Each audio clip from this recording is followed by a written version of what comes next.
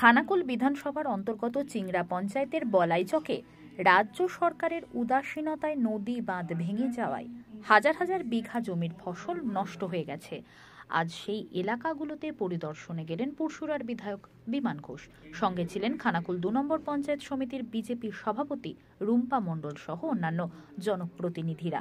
সেখানে চাষিদের সাথে কথা বলার পর ক্ষতিগ্রস্ত কৃষকদের ক্ষতিপূরণের দাবি জানান তিনি। যদি দাবি পূরণ না হয় তাহলে বিজেপির পক্ষ থেকে ক্ষতিগ্রস্ত কৃষকদের ক্ষতিপূরণের দাবিতে রাস্তায় নামা হবে বলে জানান তিনি।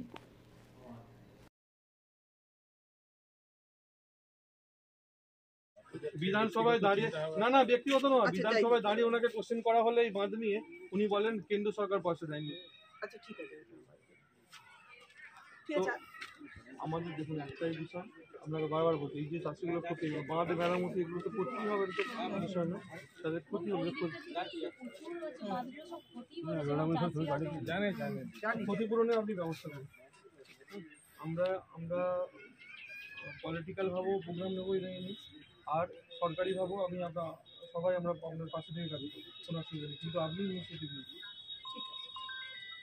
গাড়ি ভর্তি হলে আমি এসডিও স্যারকে ফোন করছিলাম, উনি করে বেরিয়ে গেছে, আমি যাচ্ছি আর আমরা ওনার সময় দেখা করছি, ঠিক আছে? আপনি কিন্তু নেবেন, আমি আশা রেখেছিলাম।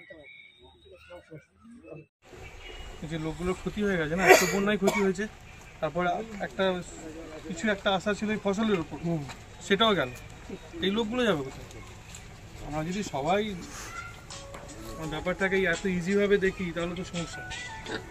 এটা দ্বারা কোনো ব্যক্তিগতভাবে কারোর পক্ষে করা সম্ভব নয়, আপনাকে তো ভাবাতে হবে পুরো উপর পর্যন্ত, যে স্টেট থেকে কোনো পয়সা অ্যালটমেন্ট করার জন্য ক্ষতিপূরণে, এবং সেটা শুধু ভাবালে হবে না, এটা পজিটিভলি করতে হবে। তার জন্য আমাদের কি সাপোর্ট লাগবে, কি দরকার না দরকার আমরাও করবো আমাদের লেভেল থেকে,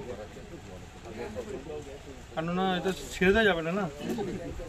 বিষয়টাকে আমরা ওই লেটার করলাম, ফেলে দিলাম, হলো কি হলো না, রইলো কি রইলো না, এরকম তো ব্যাপার। এখন যে ঘটনাটা ঘটেছে এটা সম্পূর্ণভাবে প্রশাসনের উদাসীনতার জন্য হয়েছে।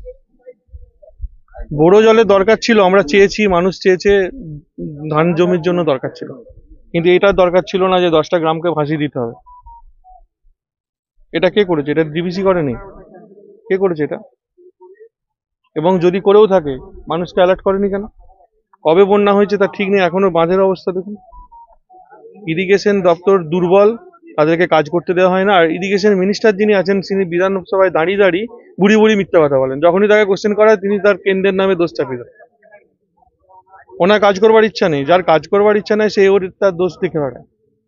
তো যা হবার তাই হচ্ছে, এই পুরো দায় রাজ্য সরকারকে নিতে হবে, এবং যত জমি আলু নষ্ট হয়েছে, ধান নষ্ট হয়েছে, তার ক্ষতিপূরণ রাজ্য সরকারকে দিতে হবে। নইলে কিন্তু আমরা এসডি অফিসের সামনে, সমস্ত প্রশাসনিক বিভাগের সামনে ধর্ণা দিই। আমরা তো বিরোধী দল, আমাদের কাজ চাষিদের পাশে থেকে আন্দোলন করা। আর এই সরকার করবে কি করবে না তাদের ব্যাপার, না করলে পরবর্তী 2026-এর নির্বাচনে বুঝতে পারবে।